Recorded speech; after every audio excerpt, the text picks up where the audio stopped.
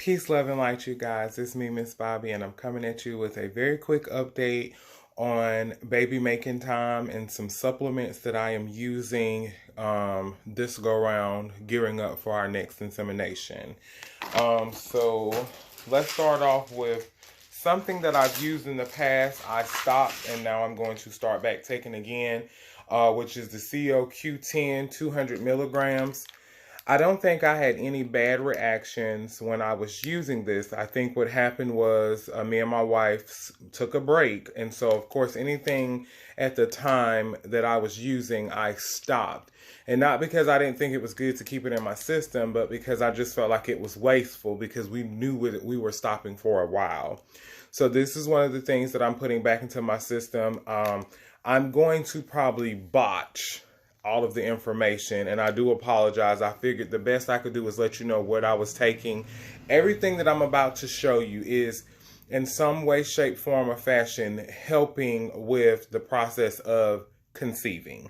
So whether it is just, getting your inner body ready, the lining, the uterus, your fallopian tubes, the quality of your eggs, the actual stimulation of your ovaries. Everything that I'm about to show you aids in helping with getting us pregnant. So the COQ10 is one of the things that I'm adding back into my regimen as of yesterday. Vitamin D, from all of the articles that I've read, does play a part in getting ready for baby making time. So vitamin D3, and I have 5,000 IUs. Sorry for all the noise. Omega-3s, which are found in most of your prenatal vitamins. However, depending on what you are using, you may have a very small percentage, which is fine for just daily use, but not necessarily enough for it to be, I guess, the levels that they're saying that I need as a woman that's trying to conceive, as well as a woman who's trying to conceive with PCOS. So I do have the omega-3s. And of course, I do have my prenatal, which after a lot of research, this became the best that worked for me. I didn't have as many side effects. I only had one bottle out of the years that we've been trying that I stopped. And I don't know if they got wet, were they exposed to something, but the smell of them were horrible, where these don't have a smell at all. But literally, I got a batch. I got a bottle one time that from the time I opened it, it smelled horrible, and it made it really hard for me to take them.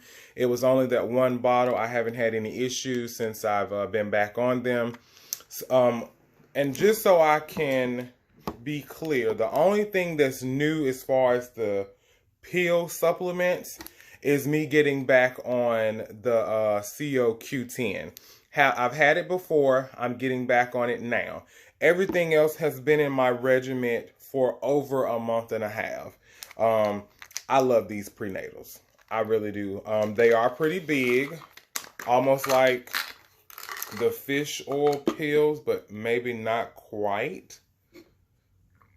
And it has a thick, shiny coat on it, slippery coat, water, piece of food in case you feel like it's getting lodged in your throat, pushes it right down, no problem. Alrighty, I think that's it. Still doing research on the whole baby aspirin. I'm not for sure exactly what this is supposed to do, but I'm doing research on that, as well as I just read an article about melatonin helping your body when it's baby making time. I will come back with updates on the baby aspirin and the melatonin if I decide to put that in my regimen again and see if it's doing what it needs to do as far as baby making time. All right. The last two things that I'm going to put in my regimen, the first one, I'm not even going to try to pronounce that. Avasitol. I've had this in my regimen for almost 2 months now. I'm a few days away from 2 months.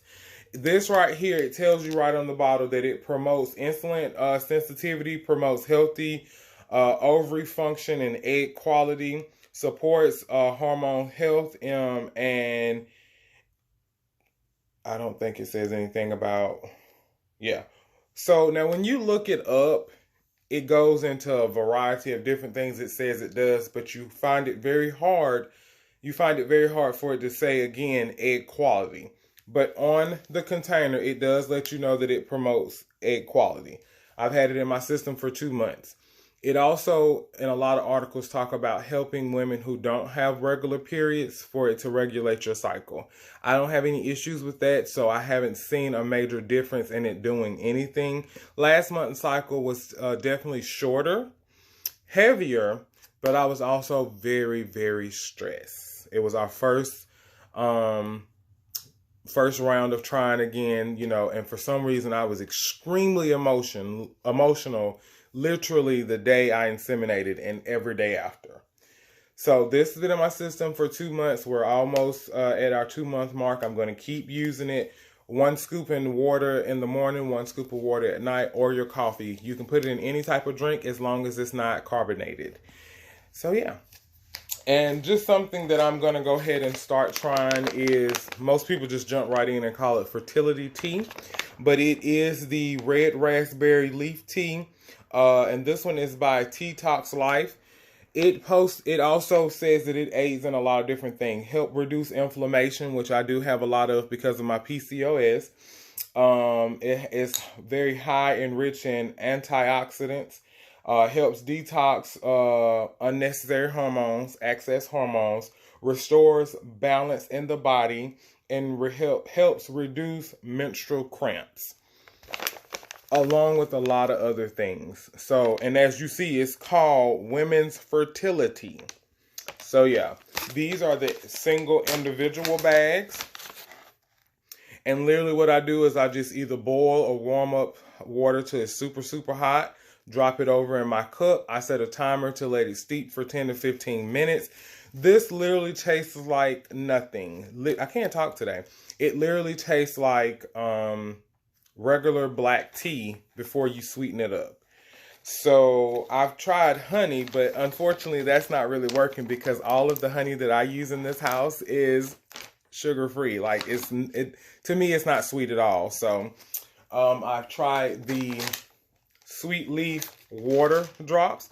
This is an old bottle. It had just a little bit left in it. It helped with giving it a little flavor, but it didn't help with trying to sweeten it up at all. But I just added this to my regimen yesterday morning.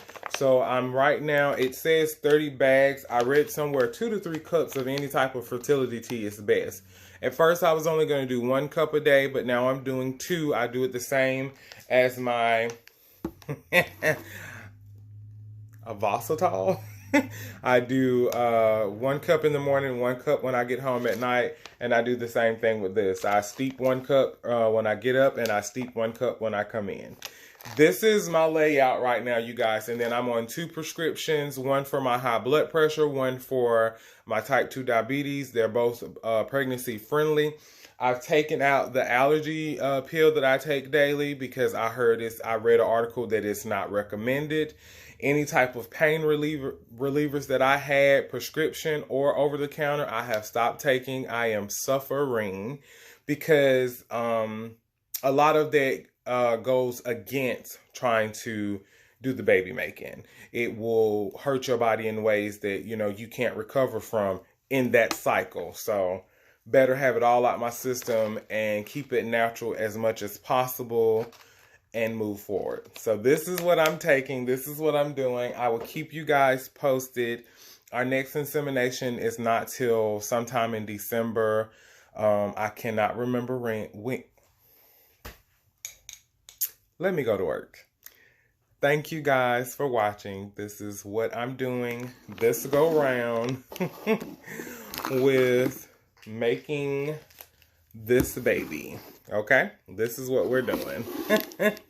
So yeah, I think that's everything. Whew. Wish us luck because it is baby making time. Peace, love, and light.